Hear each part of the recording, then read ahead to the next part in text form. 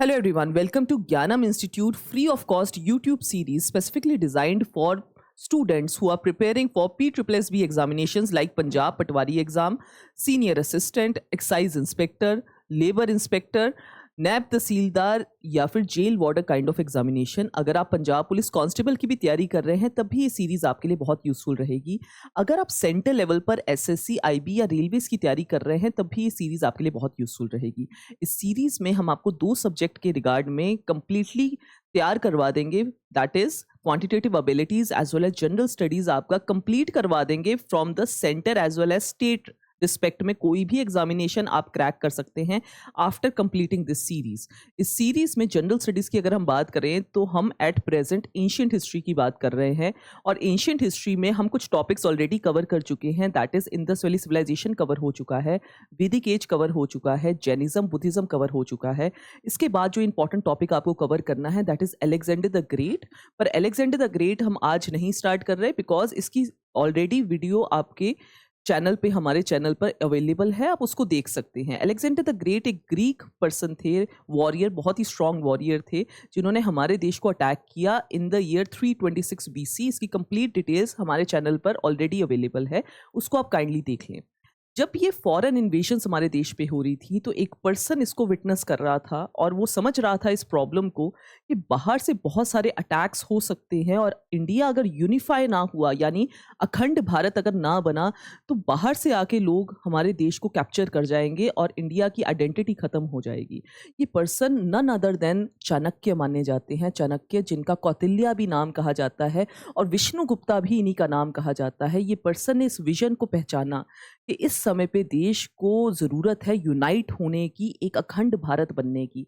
इसी विजन को डिस्कस करने और ये सजेशन देने जब चाणक्य धनानंद के पास पहुंचे तो उनको ह्यूमिलेट कर दिया गया, भरी सभा में उनकी इंसल्ट कर दी गई, ये कहते हुए कि आप जो हैं, आप एक सन्यासी हैं और अपना रोल निभाएं, और हम अपना रोल निभाएंगे राजा होने का। हमें अपना बल का अंदाज़ा है और हम अपने देश को प्रोटेक्ट कर सकते हैं, अपनी जगहों को प्रोटेक्ट कर सकते हैं। नन डायनेस्टी नो डाउट उस समय पे ताकतवर भी थी, माना जाता है। मिलिट्री अगर बात करें तो 2 लाख की पैदल सेना, 20,000 की अप्रॉक्सीमेट उनकी घुड़सवार सेना, 3,000 हाथी, 2,000 चैरियट्स, ये सब उनकी सेना का बल था उस समय पे, जो कि काफ़ी ज़्यादा माना जाता है।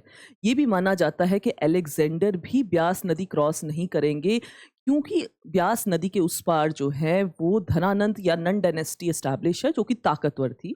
मल्टीपल और रीजंस माने जाते हैं अलेक्जेंडर के वापस जाने के, वो हम अलेक्जेंडर द ग्रेट में डिस्कस करेंगे, वो आप सीरीज को देख सकते हैं।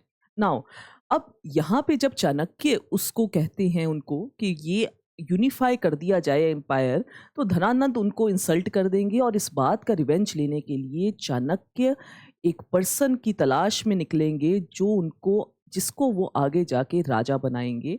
लेकिन वो कोई भी पर्सन को सिलेक्ट नहीं करना चाहते उसके पर्सपेक्टिव में, क्योंकि वो जानते हैं कि गुरु की इम्पोर्टेंस तो रहती है, साथ ही साथ शिष्य की भी डेडिकेशन चाहिए होती है।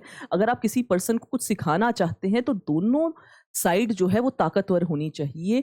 गुरु की साइड जो है वो सब अपना ज्ञान देने के सक्षम होना चाहिए, और शिष्य की जो साइड है वो डेडिकेटली उसको अपनाने के लिए जो है तैयार होना चाहिए। तो ये बात समझते हुए चाणक्य ने इस पर्सन की तलाश करना स्टार्ट किया, और जब वो एक जंगल में से कहते हैं निकल रहे थे तो कुछ बच्चे आपस में खेल रहे थे एक गेम जिसको कहते हैं कि राजा और प्रजा की गेम खेल रहे थे, जिसमें जो राजा बना था उसकी पर्सनैलिटी और उसकी चीज़ों से प्रभावित होकर चाणक्य उस गेम को देखने लग गए। उस गेम के दौरान ही एक लीडरशिप स्किल्स उन्होंने चंद्रगुप्त मौर्य के अंदर पाई। जब एक पर्सन को लेके आया गया उनके पास कि ये पर्सन ने फूड की चोरी की है, खाना चुराया है, तो इसको दंड दिया जाए। प्रजा उनके पास लेके आई एक पर्सन को, और राजा जो कि चंद्रगुप्त मौर्य बने हुए थे उस खेल के अंदर, उन्होंने उस पर्सन को 5 कोड़ों की सजा दी। साथ ही साथ उन्होंने खुद को, यानी कि राजा ने अपने आप को 10 कोड़ों की सजा दी। ये चीज को देखते हुए चाणक्य काफी हैरान हुए कि राजा जो दोषी है उसको तो सजा दे ही रहे हैं, खुद को क्यों सजा दे रहे हैं। लेकिन इस बात की फर्दर इन्वेस्टिगेशन जब उन्होंने करी, और चंद्रगुप्त जो उस समय पे एक बालक था, छोटा बच्चा था, उनसे जब इस बारे में पूछा तो चंद्रगुप्त मौर्य ने इस जवाब में दिया कि उस पर्सन ने चोरी करी, वो गलत चीज़ है, चोरी नहीं होनी चाहिए एक अच्छे राज्य के अंदर। लेकिन उस पर्सन ने जिस चीज़ की चोरी की वो फूड था, बेसिक नेसेसिटी होती है। अगर मेरी रियासत में एक पर्सन को खाना भी चुराना पड़ जाए, तो मेरी रियासत की एडमिनिस्ट्रेशन में कमी है, तो इसलिए मैंने खुद को 10 करोड़ का जो है वो सज़ा दी, इसका मतलब मैं सक्षम नहीं था। इस बात को सुनते हुए मल्टीपल लोगों की जब चाणक्य उनके बीच में सिलेक्शन कर रहे थे, तो उनको चंद्रगुप्त मौर्य की ये क्वालिटी, एक लीडरशिप क्वालिटी दिखी कि एक पर्सन, जो हम रियासत में परेशानियां देखते हैं वो तो है ही परेशानी, लेकिन अगर उसको सॉल्व करने वाली एडमिनिस्ट्रेशन की ताकत भी नहीं है, तब भी वो जगह आगे जाके फ्लरिश नहीं कर सकती। और इस पर्सन को वो अपने साथ जो है, चंद्रगुप्त मौर्य को अपने साथ टक्सिला कहा जाता है ले गए, और वहां जाके उनको ट्रेंड किया गया हर तरीके से, शस्त्र शास्त्र पॉलिटिक्स सभी चीजों में बिल्कुल एक्सपर्ट बना दिया गया चंद्रगुप्त मौर्य को। लेकिन अब क्या एकदम से एक्सपर्ट बनने पर क्या चंद्रगुप्त मौर्य एकदम से जीत जाएंगे अपना राज्य जो वो जीतना चाहते हैं? नंद डायनेस्टी एकदम से डाउनफॉल में आ जाएगी? ये भी एक अपने आप में कहानी है। नंद डायनेस्टी को मल्टीपल उसके ऊपर अटैक किए गए by the Chanakya and Chandragupta Maurya, जिसमें वो सक्षम ना हो पाए, जिसमें वो सक्सेसफुल ना हो पाए। अब उसको कम्बैट करने के लिए अपनी प्रॉब्लम क्या है इसको समझना ज़रूरी था, कि कहाँ वीक पॉइंट रह गया है कि हमारी अभी भी रियासत जो है वो नहीं बन पा रही, नंद डायनेस्टी को ओवरथ्रो नहीं किया जा रहा। तो कहा जाता है कि एक घर में वो खाना ग्रहण करने गए, और वहाँ पे एक छोटे बच्चा जो था, वो सूप, कई जगहों पे कहा जाता है, कई जगहों पे कहा जाता है कि एक रोटी को खाने की कोशिश कर रहा था, और बिल्कुल सेंटर में से उसे खाने की कोशिश कर रहा था, जबकि उसके हाथ उसमें जल रहे थे। उसकी मदर उनको सजेशन देती है कि साइडों से जो रोटी है वो ठंडी है, वहाँ से उसको तोड़ना शुरू करें और ग्रहण करना शुरू करें, तो आप ज़्यादा सक्सेसफुल रहेंगे, बीच में से रोटी गर्म है। इस बात ये से एक प्रेरणा लेते हुए, इंस्पिरेशन लेते हुए चाणक्य को अपना जवाब मिल जाता है कि क्यों वो सक्सेसफुल नहीं हो पा रहे नंद डायनेस्टी को कैप्चर करने में, नंद डायनेस्टी को हराने में। तो वो आंसर ये था कि वो नंद डायनेस्टी को वहाँ अटैक करते हैं जहाँ वो सबसे ज़्यादा ताकतवर है, यानी कि पाटलिपुत्र पे अटैक करते हैं, जो करंटली पटना के पास की जगह है। वो उनका कैपिटल होता था उस समय पे। वहाँ पे नंद डायनेस्टी सबसे ज़्यादा ताकतवर है, वहाँ उसे हराना बहुत ही मुश्किल है। फिर उन्होंने उसके सरकमफ्रेंस को देखना स्टार्ट किया, आसपास की जो वीक रियासतें हैं, वीक उन्होंने जनरल्स रखे हुए हैं, उनको अपने साथ मिलाना स्टार्ट किया, और करते करते उन्होंने एक घर का पर्सन भी, जो धनानंद के घर का पर्सन, उनकी डॉटर मानी जाती है, दूधरा करके उनका नाम था, उनको भी अपने साथ मिलाया, और फिर जाके नंद डायनेस्टी जो है वो ओवरथ्रो की जाती है बाय चंद्रगुप्त मौर्य। अगेन, ये डायनेस्टी बिल्कुल मिलिट्री एक्सपीडिशन नहीं थी, ये डायनेस्टी माइंड से ओवरथ्रो की जाती है। यही खासियत है चंद्रगुप्त मौर्य की और मौर्यन डायनेस्टी की एस्टैब्लिशमेंट की, कि डायनेस्टी जिस एंशिएंट हिस्ट्री की समय की हम जब बात कर रहे हैं, उस समय पे जब मिलिट्री एक्सपीडिशन ही मेन एक्सपीडिशन थी, उस समय पे भी माइंड की ताकत इतनी स्ट्रांग हो सकती थी कि चाणक्य ने उस किंगडम को, नन डायनेस्टी जो कि ताकतवर डायनेस्टी थी, उसे ओवरथ्रो कर दिया just with the political and mind powers. तो आज हम बात करेंगे इसी के बारे में, और अब आपको क्या एग्जामिनेशन पर्पस में क्या आनी चाहिए बातें, वो हम डिस्कस कर लेते हैं अपने आगे वीडियोस में। देखें जरा, चंद्रगुप्त मौर्य के बारे में हमने बात करनी है। इन्होंने फाउंड किया मौर्यन डायनेस्टी को, इनके आगे सक्सेसर बिंदुसार, और फर्दर हम बात करेंगे अशोक की। इस वीडियो के अंदर हम सिर्फ बात करेंगे चंद्रगुप्त मौर्य के बारे में। तो स्टार्ट करते हैं अपनी वीडियो के बारे में। देखें जरा, लिटरेचर के सोर्सेज, ये डायनेस्टी काल्पनिक नहीं है, फिक्शन नहीं है, ये एक्चुअल में एग्जिस्ट करती थी। इस बात का सोर्स क्या है? अर्थशास्त्र। ये बहुत ही इंपॉर्टेंट किताब है। किसके द्वारा लिखी गई? कौटिल्य के द्वारा। कौटिल्य यानी चाणक्य के द्वारा ये किताब लिखी गई। ये इंडिया की पहली किताब मानी जाती है जो पॉलिटिक्स, जिसका सब्जेक्ट मैटर पॉलिटिक्स है। तो बहुत ही इंपॉर्टेंट किताब, ध्यान रखना है आपने इसका। इंडिका नेक्स्ट किताब जो लिटरेचर का इंपॉर्टेंट सोर्स बनती है, और इसको मेगास्थीन ने लिखा। मेगास्थीन एक ग्रीक एम्बेसडर है। दो ग्रीक एम्बेसडर्स के बारे में हम बात करेंगे। एक ग्रीक एम्बेसडर आते हैं at the time of Chandragupta Maurya, और उन्होंने किताब लिखी इंडिका। ये भी बहुत अच्छा सोर्स बनती है चंद्रगुप्त मौर्य के एडमिनिस्ट्रेशन के बारे में। नेक्स्ट देखते हैं हम, अदर लिटरेचर सोर्सेज भी हैं जो चंद्रगुप्त मौर्य या मौर्यन डायनेस्टी के बारे में बताते हैं। दैट इज कादम्बरी, जो कि बाना भट्टा ने लिखी थी। विशाख दत्ता जो कि विशाख दत्ता के द्वारा लिखी गई किताब मूत्र राक्षस, और बुद्धिस्ट टेक्स्ट भी हैं जिसमें चंद्रगुप्त मौर्य या फिर मौर्य डायनेस्टी के बारे में दिया हुआ है, दैट इज महावंशा, जिनको मोस्ट प्रोबेबली महानामा ने लिखा है, मलिंदा पानो दैट इज नागसेना के द्वारा, और महाभाष्या जो कि पतंजलि ने लिखी है। तो ये कुछ किताबें हैं जो बहुत ही अच्छा सोर्स मानी जाती है मौर्य डायनेस्टी के बारे में। ये सब डिस्कस करेंगे इसके अंदर। नेक्स्ट ये देखें ज़रा, ये एक चार्ट है, आपको ये कंप्लीट पीडीएफ मिल जाएगी फ्रॉम द टेलीग्राम लिंक जो कि शेयर्ड है इन द डिस्क्रिप्शन बॉक्स। ये एक चार्ट आपके लिए क्रिएट कर दिया है सो दैट आपको याद रहे कौन सी इंपॉर्टेंट बुक्स हैं। ये एज सच आपके एग्जाम में आए थे कि अर्थशास्त्र किसने लिखी, कादम्बरी किसने लिखी, मलिंदा पानो किताब किसने लिखी, रजत रागिनी किसने लिखी। तो इस प्रकार से ये एग्जाम के क्वेश्चंस हैं कि ये इंपॉर्टेंट बुक्स हैं जो मौर्य डायनेस्टी के बारे में बताती हैं। नाउ ध्यान रखें आप कि चंद्रगुप्त मौर्य को सेंड्रोकॉटस भी कहा जाता है, ये इनका ग्रीक नेम है। तो जब इंडिका किताब लिखी गई तो वो एक ग्रीक एम्बेसडर यानी कि मेगास्थीन ने लिखी, और वहां पे उनका नाम जो संबोधित है बार बार वो सेंड्रोकॉटस कहा जाता है। तो सेंड्रोकॉटस ग्रीक नेम है, चंद्रगुप्त मौर्य का ही ग्रीक नेम है। चंद्रगुप्त मौर्य का बर्थ रहा 340 बीसी का, और 322 यानी 18 साल में ही वो नंद डायनेस्टी को ओवरथ्रो कर पाए। बहुत ही अर्ली स्टेजेस में उन्होंने नंद डायनेस्टी को ओवरथ्रो कर दिया, जो कि बहुत ही ताकतवर डायनेस्टी थी। जो इन्होंने जगहें जीती आफ्टरवर्ड्स वो था ब्यास नदी से लेके बे ऑफ बंगाल तक, सारा ही एक्सटेंट जो है वो चंद्रगुप्त मौर्य ने कैप्चर कर लिया उस समय पे। इसके अलावा पहली यूनिफिकेशन जो हम बात कर रहे हैं, अखंड भारत पहली बार बनाने वाले पर्सन चंद्रगुप्त मौर्य को माना जाता है, under the guidance and mentorship of Chanakya.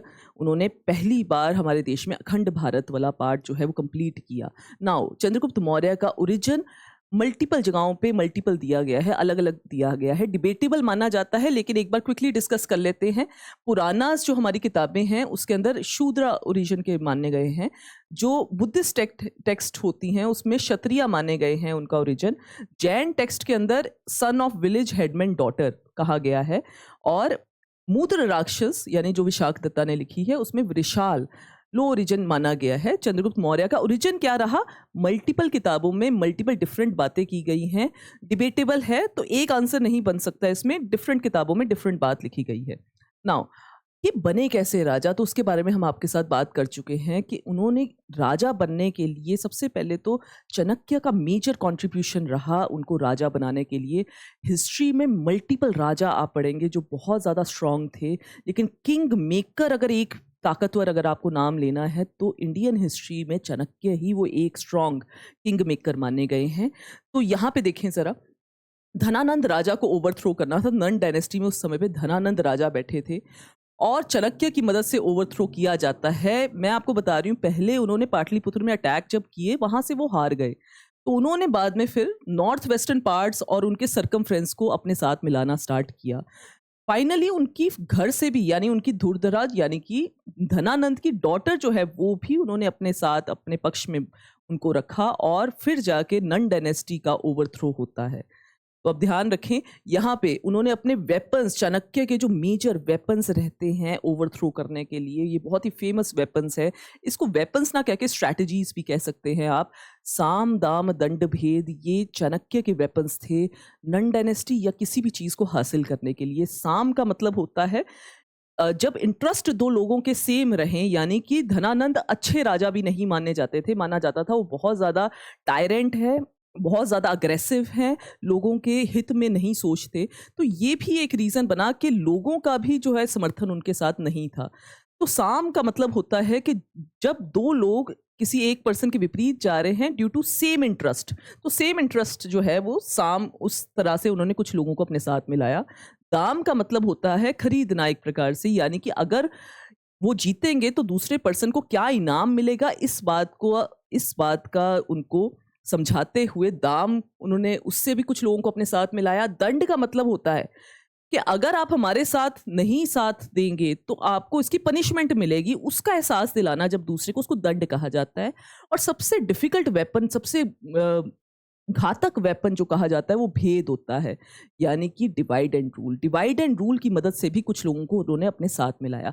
तो साम दाम दंड भेद ये चाणक्य के फेमस वेपन है, आज भी लोग इसे इस्तेमाल करते हैं पॉलिटिक्स के पॉइंट ऑफ व्यू से। साम वेपन नहीं काम आएगा तो दाम का इस्तेमाल होगा, दाम नहीं काम आएगा तो दंड का, और दंड नहीं काम आएगा तो भेद। इसका मतलब है भेद, डिवाइड एंड रूल सबसे ताकतवर या फिर सबसे ज्यादा घातक वेपन माना गया है स्ट्रैटेजीज के पॉइंट ऑफ व्यू से। तो आपको पता है ब्रिटिशर्स भी डिवाइड एंड रूल का ही इस्तेमाल करेंगे इंडियन कम्युनिटी के ऊपर, तो वो फोर्थ वेपन पे आ जाते थे सीधा ही। तो ये ध्यान रखें, डिवाइड एंड रूल बहुत ही डिफिकल्ट वेपन है। किसी भी फैमिली को ब्रेक करने के लिए डिवाइड एंड रूल काम करता है, ऑर्गेनाइजेशन को ब्रेक करने के लिए काम करता है, देश को ब्रेक करने के लिए भी काम करता है। तो ये जो है, इससे ध्यान रहे कि आपको जो पर्सन बात समझा रहा है कहीं वो डिवाइड एंड रूल का वेपन तो नहीं इस्तेमाल कर रहा आप पे, इस बात का आपको ध्यान रखना है। चलिए, इसकी डिटेल्स हमने दे दी हैं, साम का मतलब, दाम का मतलब, दंड का, भेद का। ये पीडीएफ आपको अवेलेबल हो जाएगी। Now next, after the conquering, ये जो मगध का जब कॉन्कर हो गया उसके बाद कुछ आपको बातें पता होनी चाहिए। दैट इज, मूरे की बात करें तो इनका एक्चुअली मौर्यन डायनेस्टी का नाम कहाँ से आया, तो उनकी मदर के नाम से आया। उनकी मदर का नाम मूरे था और वहां से ही मौर्यन डायनेस्टी का नाम एस्टैब्लिश हुआ। ये भी क्वेश्चन आपके एग्जाम में रहता है। After becoming the king, Chandragupta Maurya ने सिलेकस निकेटर के साथ फाइट की। सिलेकस निकेटर कौन था? वो अलेक्जेंडर के जनरल थे। जब अलेक्जेंडर की तो डेथ बहुत जल्दी हो जाएगी 323 बीसी में बेबीलोन में, और उसके बाद सिलेकस निकेटर, उनका ये वेस्टर्न पार्ट जो है, ईस्टर्न पार्ट वो कंट्रोल करने आ जाएंगे, वो जनरल रहेंगे और वो इंडिया पे भी अटैक करेंगे और हार भी जाएंगे फ्रॉम चंद्रगुप्त मौर्य। फाइनली एक ट्रीटी साइन हो जाएगी और सिलेकस निकेटर की डॉटर दैट इज हेलेना की मैरिज हो जाएगी विद चंद्रगुप्त मौर्य। और साथ ही साथ जब ये मैरिज होगी, साथ ही साथ एक ग्रीक एम्बेसडर हमारे देश में आएंगे जिनका नाम है मेगास्थीन, और यही फाइनली इंडिका किताब लिखते हैं जो बहुत अच्छा सोर्स बनती है मॉडर्न डायनेस्टी का। तो ये आपकी बात हमने आ रही यहाँ पे लिखी हुई है। हेलेना सिलेकस निकेटर की डॉटर है और चंद्रगुप्त मौर्य के साथ उनकी मैरिज हो जाएगी। बदले में एक तरह से डाउरी में कंधार, हाट, काबुल, मकरान, ये जगहें चंद्रगुप्त मौर्य को मिल जाएंगी। और चंद्रगुप्त मौर्य जो है गिफ्ट के तौर पे 500 हाथी गिफ्ट कर देंगे टू सिलेकस निकेटर, जिसकी मदद से वो फाइनली आगे जाके कुछ और बैटल्स को भी जीतेंगे। दैट इज बैटल ऑफ इप्सस जो है वो जीतते हैं आगे जाके, उन हाथियों की हेल्प से। वॉर एलिफेंट्स वो गिफ्ट में देते हैं चंद्रगुप्त मौर्य टू सिलेकस निकेटर। तो ये आपकी और डिटेल्स हो गई। इसके अलावा इनका समय कहाँ से कहाँ तक लास्ट किया, तो 321 बीसी से स्टार्ट करके 297 बीसी तक चंद्रगुप्त मौर्य का समय रहा as a king. Finally Chandragupta Maurya कहा जाता है अपनी लास्ट स्टेज ऑफ लाइफ में वो जैन धर्म अपना लेंगे। भद्रबहु जो कि साउथ में चले जाते हैं एक जैन टोली को लेके। जब मगध डायनेस्टी में, मगध के एरिया में फेमाइन आ जाएगा तो one part of the Jain वो साउथ की साइड मूव कर जाएंगे अंडर द लीडरशिप ऑफ भद्रबहु, और चंद्रगुप्त मौर्य भी माना जाता है वहीं साउथ में उनके साथ चले जाएंगे। और श्रवण बेलगोला नाम की जगह में फाइनली वो स्लो स्टारवेशन से अपनी लाइफ को गिव अप कर देंगे। तो चंद्रगुप्त मौर्य जैन धर्म के साथ कनेक्टेड माने जाते हैं। एक किताब है प्रशिष्टा पर्वन जो कि हेमचंद्र जी के द्वारा लिखी गई, उसमें इस बात की डिटेलिंग दी है कि कैसे जैन धर्म के साथ चंद्रगुप्त मौर्य फाइनली अटैच हो गए। तो ये आप याद रखेंगे। नेक्स्ट देखते हैं 305 की बात करें तो यहाँ पे वो वॉर होती है Seleucus Nicator as well as Chandragupta Maurya की। साल याद रख लें प्लीज आप। फाइनली आप याद रखें, डेथ के बारे में हम बात कर चुके हैं। किताब मैं ऑलरेडी आपको बता चुकी हूँ, हेमचंद्र की किताब है प्रशिष्टा पर्वन, जिसमें बताया जाता है कि चंद्रगुप्त मौर्य फाइनल अपने लास्ट समय में जैन धर्म को अपना लेंगे और स्लो स्टारवेशन, जिसको सल्लेखना भी कह दिया जाता है, उससे अपनी लाइफ को गिव अप कर देंगे। फाइनली सुदर्शन लेक की बात कर लेते हैं। सुदर्शन लेक, जिसमें मल्टीपल एग्जाम्स में क्वेश्चन आता है कि सुदर्शन लेक को किसने रिपेयर किया, और बहुत ही फेमस क्वेश्चन है। रुद्र रमन वन ने रिपेयर किया, लेकिन इसे बनाया किसने सबसे पहली बार, तो गवर्नर ऑफ चंद्रगुप्त मौर्य ने, जिसका नाम था पुष्यगुप्ता वैश्य जी, उन्होंने पहली बार सुदर्शन लेक बनाया। सुदर्शन लेक बनाने का पर्पस था, पानी उस जगह पे बहुत ज़्यादा क्वांटिटीज़ में आता था, तो पानी को स्टोर करना और उसे चैनलाइज कर देना सो दैट जहाँ जहाँ ज़रूरत है वहाँ पानी पहुँच जाए। Sudarshan lake multiple times break down करेगा और उसको मल्टीपल राजा आगे जाके रीस्टोर करेंगे। उन राजाओं का नाम भी फेमस है, जैसे कि रुद्र रमन वन का नाम बहुत फेमस है जिन्होंने इन्हें रीस्टोर किया, और इस बात की डिटेल दी गई है on the famous inscription that is Junagadh inscription, जो कि हमारे आगे आने वाले लेक्चर्स में आपको बता दिया जाएगा। फाइनली चाणक्य कौटिल्य की इंपॉर्टेंस तो ऑलरेडी हम डिस्कस कर चुके हैं। कहीं ना कहीं मौर्यन डायनेस्टी एस्टैब्लिश की चंद्रगुप्त मौर्य ने, उनकी क्वालिटीज़ डेफिनेटली बहुत हाई साइड पे थी, ऑलरेडी लीडरशिप क्वालिटीज़ बहुत ताकतवर थी उनकी, लेकिन चाणक्य की राइट गाइडेंस के अंदर वो और ज़्यादा स्ट्रांग हो गए और इंडिया में पहली बार यूनिफिकेशन कॉज करने वाले चंद्रगुप्त मौर्य बने। मौर्यन डायनेस्टी की स्टैब्लिशमेंट के साथ चाणक्य का बहुत स्ट्रांग रोल रहेगा उसके अंदर। इनको कौटिल्य विष्णुगुप्ता कहा जाता है। One and only strong kingmaker Chanakya ही कहलाते हैं हमारे देश के। अर्थशास्त्र किताब इन्होंने लिखी, टक्सीला यूनिवर्सिटी के साथ ये कनेक्टेड है। कुछ समय चाणक्य जी ने बिंदुसार राजा के साथ भी बिताया। अर्थशास्त्र, जैसे मैंने बताया ऑलरेडी, वेरी फेमस किताब। पॉलिटिक्स इसका सब्जेक्ट मैटर है अर्थशास्त्र का। इंडिया की पहली किताब on the subject matter of politics. अर्थशास्त्र माना जाता है एक समय पे खो गई और वापस रीडिस्कवर की गई बाय आर श्याम शास्त्री। इसका क्वेश्चन भी आपके एग्जाम में आता है, ये भी आपने याद रखना है। इंडियन माइशेल्वी जो कहलाते हैं वो चाणक्य कहलाते हैं। नाउ एमसीक्यूज क्या बनते हैं आपके एग्जामिनेशन में, इसके पर्सपेक्टिव में वो भी आपने देखने हैं। मैं आपके सारे ही सेंटर स्टेट लेवल पे जितने भी इसमें एमसीक्यूज बनते हैं रिगार्डिंग चंद्रगुप्त मौर्य आज आपको कंप्लीट करवा देंगे। तो स्टार्ट करते हैं एमसीक्यूज के साथ। Who classified Indian society into 7 classes? 7 classes में किसने डिवाइड किया इंडियन सोसाइटी को? तो ध्यान रखें, इसमें मेगास्थीन ने 7 सोसाइटीज में डिवाइड किया था। अब कुछ चीजें ऐसी हैं जो मैंने आपको लेक्चर के इन बिटवीन नहीं करवाई, वो मैं आपको क्वेश्चंस के थ्रू कराऊंगी। मेगास्थीन ने हमारी इंडियन सोसाइटी को 7 क्लासेस में डिवाइड किया। वो 7 क्लासेस कौन सी थी? Philosophers, cultivators, herders, artisan, traders, overseers and the king counsellors. तो ये 7 क्लासेस में हमारी सोसाइटी को डिवाइड कर दिया था मेगास्थीन ने अपनी किताब इंडिका के अंदर, और ये आपको नोट्स मिल जाएंगे from the Telegram link. Next देखते हैं, which warrior defeated the last Nanda ruler Dhanananda with the help of Kautilya? तो आपको पता है धनानंद को चंद्रगुप्त मौर्य ने हराया था। कौटिल्य यहाँ पे चाणक्य को कहा जा रहा है, तो आपका आंसर रहेगा Chandragupta Maurya. Chandragupta Maurya conquered Magad with the help of Kautilya, overthrew the empire and established the glorious Mauryan Empire in 322. Who were the rulers of Magad? तो ये ऑपोजिट क्वेश्चन है। नंदास जो थे वो राजा चल रहे थे और डायनेस्टी के बारे में पूछ रहे हैं, और उसमें अगर स्पेसिफिक आ जाए तो धनानंद जो है वो राजा चल रहे थे उस समय पे। नेक्स्ट देखिए, the Greek ambassador Megasthenes was in the court of which of the following ruler? तो Greek ambassador Megasthenes Chandragupta Maurya के कोर्ट में थे। हेलेना जो कि सिलिकस निकेटर की डॉटर थी, जब उनकी मैरिज होगी विद चंद्रगुप्त मौर्य तब मेगास्थीन भी हमारे देश में आएंगे, ग्रीक एम्बेसडर है, और यही वो किताब लिखेंगे इंडिका। नेक्स्ट देखिए, Chandragupta Maurya was the ruler of which dynasty? तो आपको अभी तो पता है मौर्यन डायनेस्टी ही चल रही है, तो मौर्यन डायनेस्टी। इजी क्वेश्चन भी रहते हैं आपके एग्जाम में। नेक्स्ट देखें, Chandragupta Maurya was born in, तो कौन से साल में बॉर्न हुए? अभी हमने बात की है 340 BC, और 322 में उनको जो है राजा बन जाएंगे वो मगध एम्पायर के। नेक्स्ट देखें, Chandragupta Maurya was born in Pataliputra which is now in, Pataliputra Patna के पास की जगह को कहा जाता है, जो आप सबको पता है बिहार की जगह है, बिहार। नेक्स्ट देखें, under modern administration the Sita अध्यक्ष वॉज द ऑफिसर इंचार्ज। ये न्यू एक अब बात है। सीता अध्यक्ष किसको कहा जाता है? एग्रीकल्चर के इंचार्ज को कहा जाता था। तो अब ध्यान रखें, इस प्रकार से और भी क्वेश्चंस आ सकते हैं, उसकी डिटेल्स मैंने यहाँ मेंशन करी हैं कि आपको और कौन से इंपॉर्टेंट ऑफिशियल्स के बारे में पूछा जा सकता है। मैंने रेड भी मार्क कर दिए हैं जिसके बारे में ऑलरेडी पूछा गया है। फॉर एग्जांपल, रेवेन्यू कलेक्शन या टैक्स कलेक्शन वाले जो हेड होता था उसको समहर्ता कहा जाता था। जो प्रिंस थे, यंग प्रिंस, उनको कुमार कहा जाता था। ये भी आपके 2024 में बहुत इंपॉर्टेंट एग्जामिनेशंस में पूछा गया है इस बारे में।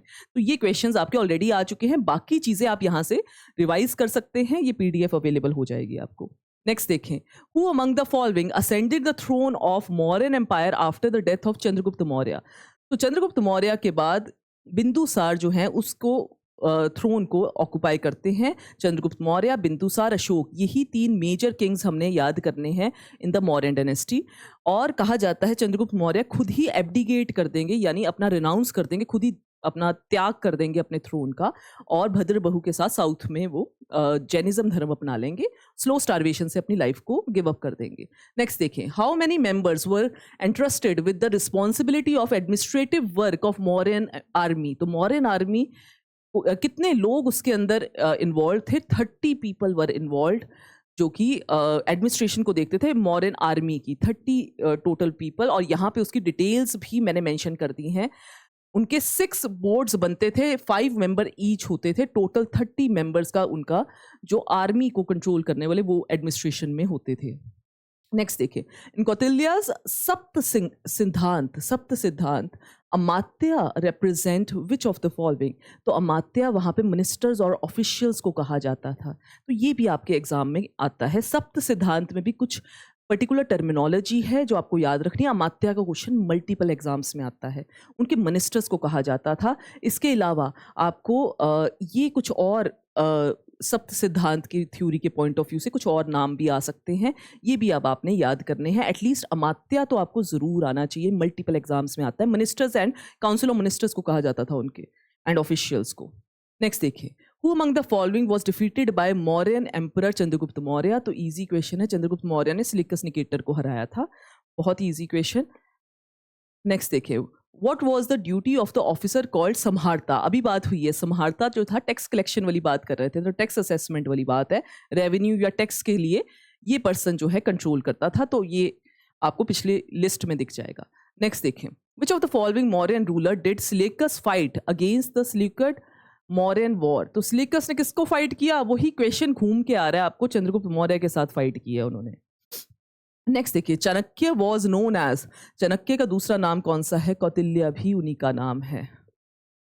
नेक्स्ट देखते हैं, a type of court called Kantaka Shodhana was prevalent in the, कौन से एम्पायर के अंदर प्रिवेलेंट था, तो कंटक शोधना मौर्यन एम्पायर के अंदर प्रिवेलेंट था। कंटक शोधना का मतलब क्या है, वो बहुत ही इंटरेस्टिंग मतलब है कंटक शोधना का। कंटक शोधना जो है वो क्रिमिनल्स की इन्वेस्टिगेशन और उनकी पनिशमेंट को लेके एक स्पेशल लॉज बनाए थे, और ये चाणक्य के समय पे इन्होंने क्रिएट किया था। चाणक्य की कौटिल्य की अर्थशास्त्र में 4th बुक जो है वो कंठक शोधना के साथ रिलेटेड है। और देखें, अगर बड़ा एम्पायर क्रिएट करना है तो बेसिक नेसेसिटीज़ के ऊपर तो डेफिनेटली काम करना है।